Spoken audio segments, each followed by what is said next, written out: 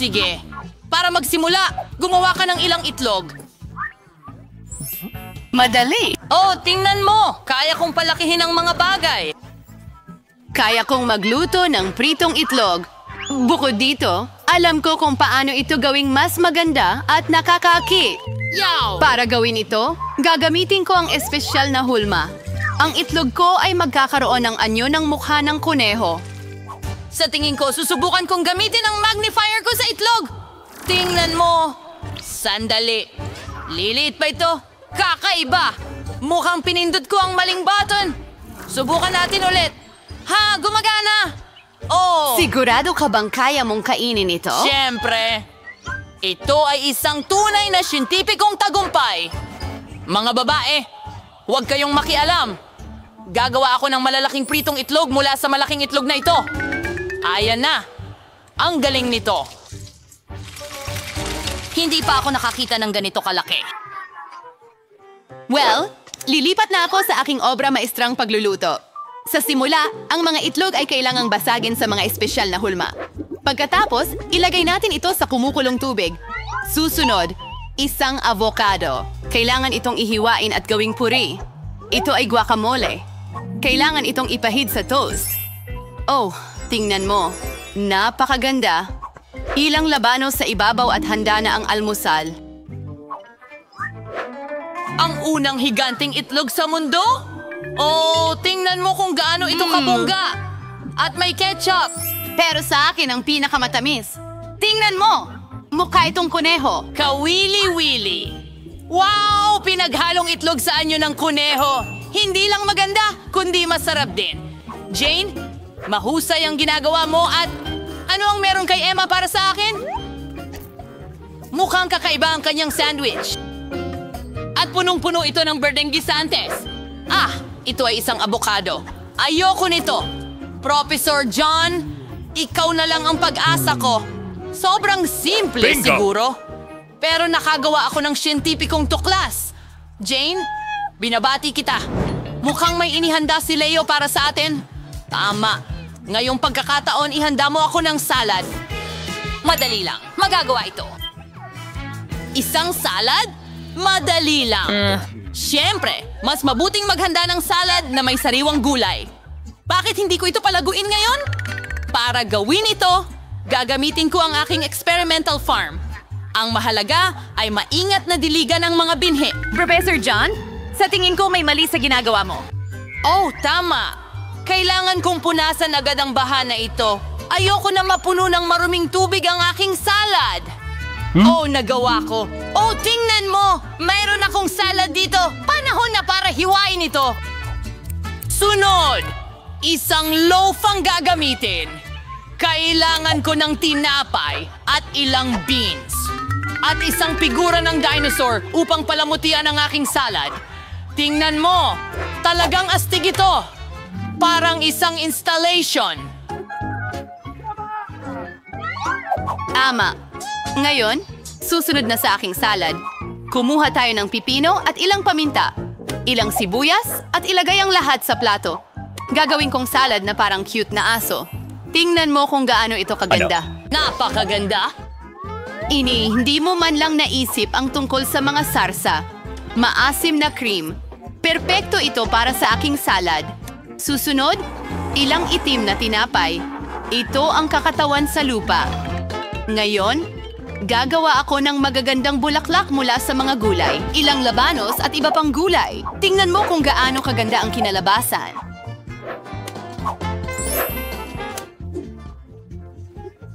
Ano? Oops! Tada!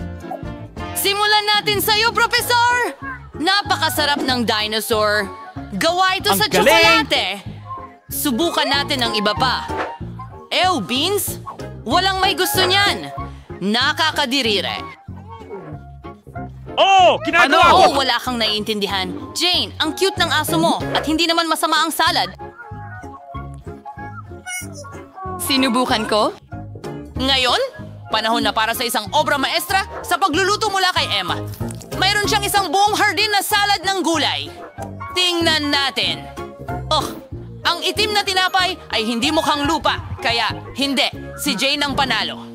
Noong bata pa ako, gustong-gusto kong magdura sa upuan. Anahon na para uminom ng kape. Magagawa ito. Tama, may naisip ako. Para gumawa ng kape, gagamitin ko ang isang makina na mabilis kong binuo. Sige. Ito ay para sa paggawa ng iba't ibang halo. hindi. Hoy, huwag mo itong hawakan ng mga kamay mo. Mahalaga na maging tumpak hanggat maaari. Ibubuhos ko ang mga butil ng kape. Susunod, kailangan natin ng apoy. Oh! At malapit nang maging handa ang kape, tumataas ang temperatura. Ginawa ko lahat ng tama.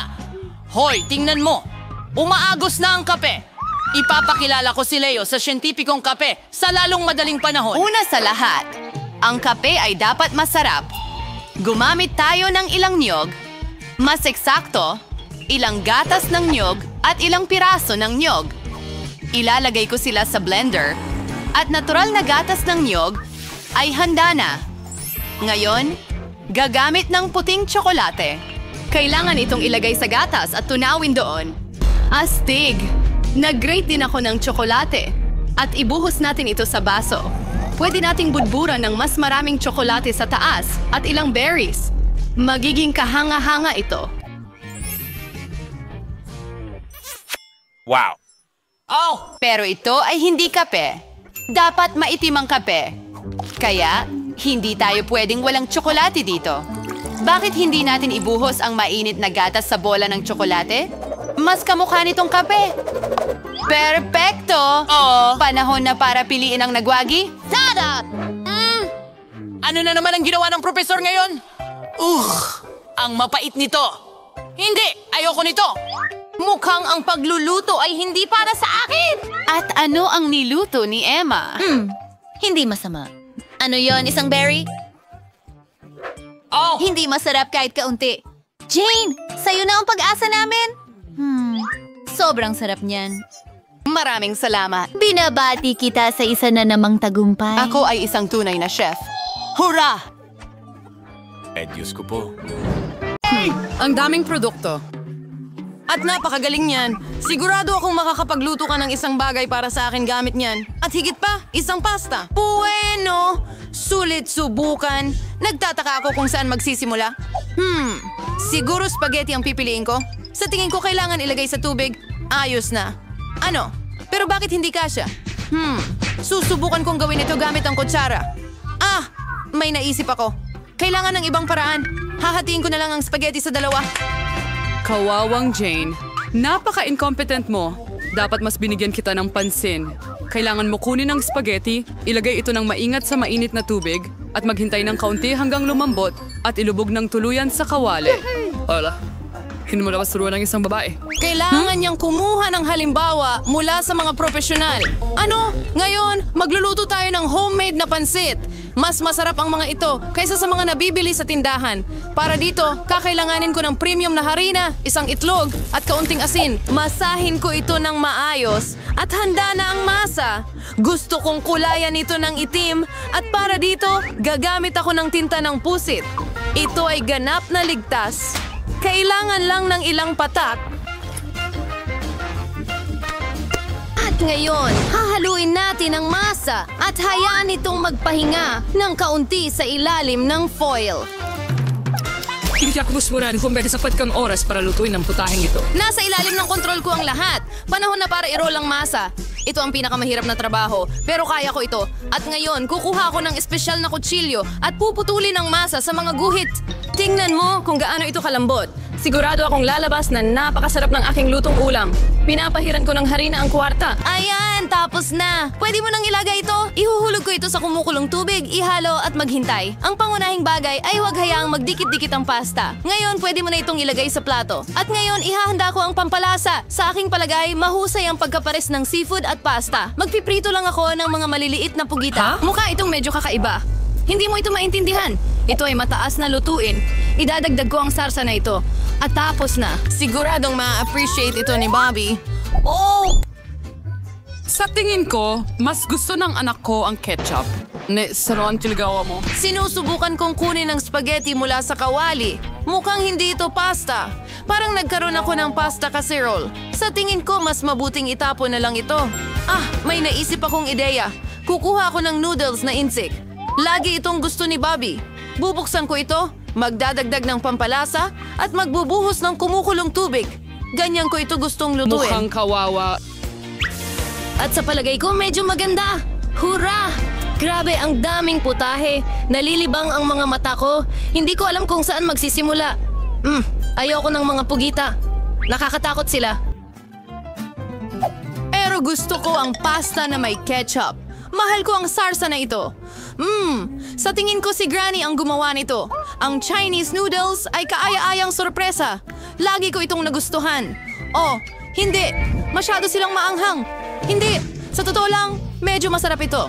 Sa tingin ko, mananalo sila. Salamat. Ano ang gusto ng anak ko ngayon? Mahal, magluto ka nga ng mga chinsirya para sa akin.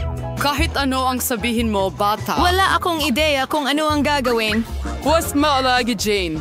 Kailangan mong balatan ang mga patatas. At ngayon, hinihiwa natin sila ng manipis hanggat maaari. Magbuhos ng kaunting mantika at lilikha ito ng masarap na malutong na balat. Buksan ang kalan sa pinakamataas na kapangyarihan at ipadala ang mga patatas sa kawali. Parang walang komplikado. Salamat, Lola. Susubukan ko ito. Kukunin ko ang mga patatas at babalatan. Parang may mali akong nagagawa. Bakit ang liit ng pirasong natira?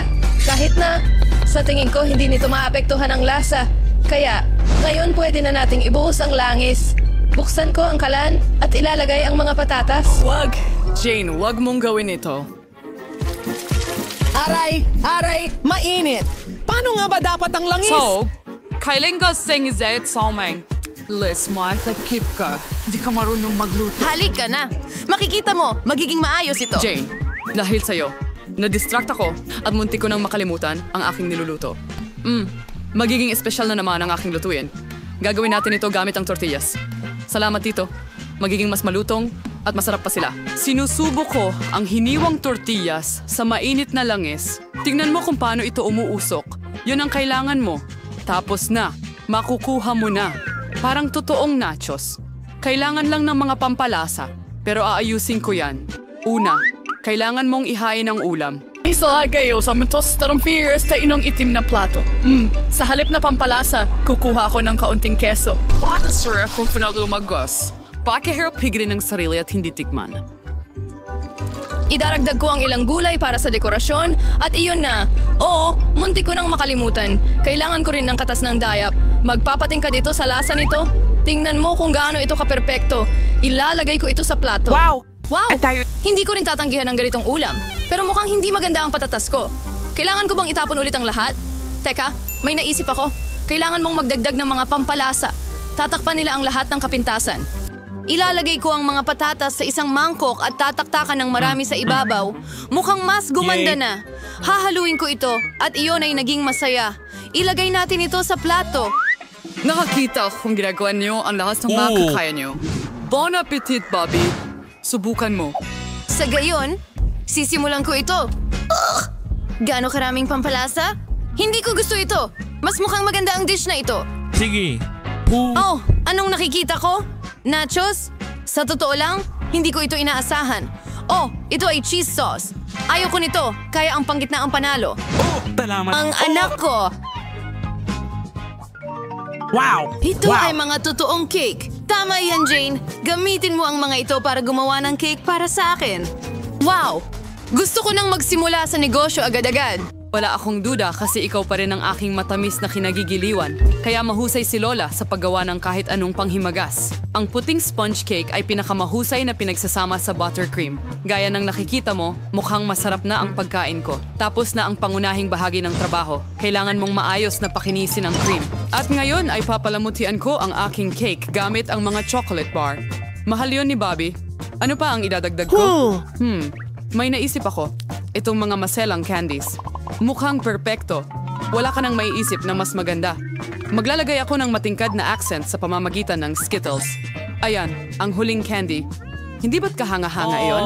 Hindi masama para sa lutong bahay na baking, pero hindi ito maihahambing sa dessert ko. Karapat-dapat ito sa pinakamahusay na mga pastry shop sa Pransya. Napansin mo ba kung gaano kakumpiyansa ang mga galaw ko? Lahat ng mga tao ng trabaho sa kusina. Ngayon, kailangan nating putulin ng cake ng eksaktong kalahati. Magdaragdag ako ng kaunting cream sa ibabaw. At mukhang simple pa ito sa ngayon, pero hindi pa ito tapos. Maniwala ka, dadalhin ko ito sa rurok. Hinilagay ko ang kalahati ng cake sa ibabaw ng ganito at pinutol ang gitna. At ngayon, inilalagay ko ito sa gilid. May naaalala ka ba rito? Malapit ko nang lagyan ng kulay at mauunawaan mo ang lahat. Lila, asul, oo, ito ay isang tunay na bahaghari. Gaya ng nakikita mo, ginawa ko ang lahat ng ito ng may dahilan. Bigyan mo pa ako ng kaunting oras at mamamangha ka.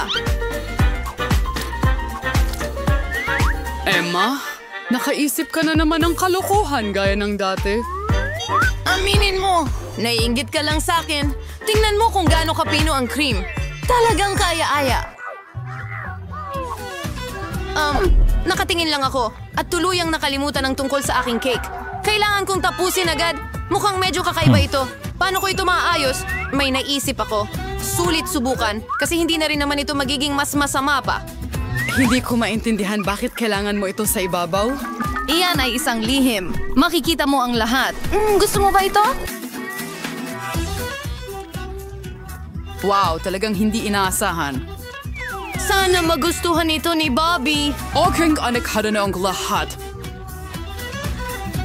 Oo, panahon na para palayain ang sarili sa dessert nang may kasiyahan. Ilan kayang matatamis na bagay? Wow, isang tunay na bahaghari. Ang sarap ay sobrang langit. Mahusay. Emma, mahusay na trabaho. At maraming tsokolate sa cake na ito. Masarap din. Lola, ang galing. Ang huling cake na lang natitira. Mukhang malaking iceberg ng yelo. Ang daming cream. Pero ang tagumpay ay kay Emma pa rin. Ayun yun. Panahon na para sa huling round. Gusto ko ng kakao na may marshmallows. Sa tingin ko madali lang gumawa ng inumin. Ito ang aking pinakamasayang oras. Huwag agad humusga, Jane. Walang duwagawan to ng mas mabuti kaysa kay Lola. Kakailanganin ko ang piling gatas at puspos na pulbos ng kakao. Maglalagay ako ng higit pa para maging kasing tsokolate ng posible ang lasa. Arnin gayon. Wow, ang klaseng maayos gamit ang whisk. Tawgerin sa mga buo-buo. And kulang pa rin sa tsokolate. Magdagdag tayo ng isang buong bar. Hahatiin ko ito sa mga piraso. Lola, ang ganda nito. Wow. Sinabi ko na sa'yo, wala akong katapat pagdating sa kakao. Ibubuhos ko ito sa paborito kong tasa. At tapos na. Maaga kang masayahan, Lola. Hindi mo pa natitikman ang kakao ko? Tingnan mo lang ang tekstura nito. Perpekto.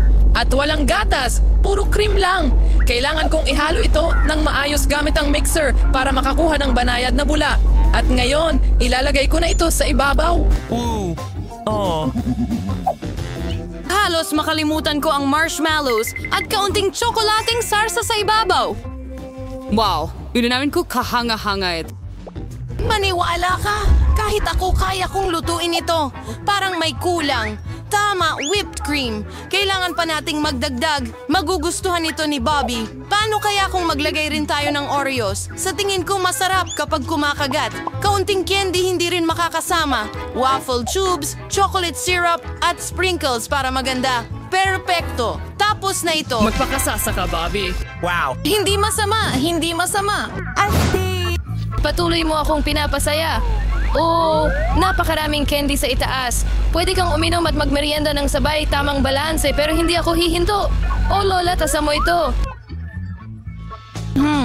Ang inumin ay medyo okay lang. Gusto kong ihalo ito ng ibang bagay. Sa tingin ko, pwede na ito. Oh, medyo mayaman nga. Pero mas gusto ko pa rin ang unang inumin. Ako ang pinakamahusay. Kung